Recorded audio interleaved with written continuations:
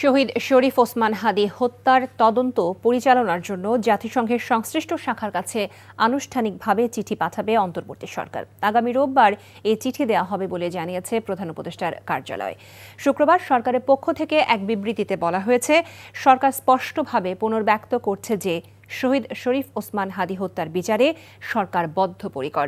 জাতিসংঘের অধীনে তদন্ত পরিচালনার আইনগত দিক সরকার গভীরভাবে পর্যালোচনা করছে। এ বিষয়ে আগামী রোববার জাতিসংঘের সংশ্লিষ্ট শাখার কাছে আনুষ্ঠানিকভাবে চিঠি পাঠানো হবে। আসন্ন নির্বাচনকে সামনে রেখে এই সংবেদনশীল রাজনৈতিক সময়ে সবাইকে ধৈর্য, সংযম ও দায়িত্বশীলতা বজায় রাখার আহ্বান জানিয়ে বিবৃতিতে আরও বলা হয়, আন্তর্জাতিক সম্প্রদায়ের দৃষ্টি বর্তমানে বাংলাদেশের দিকে।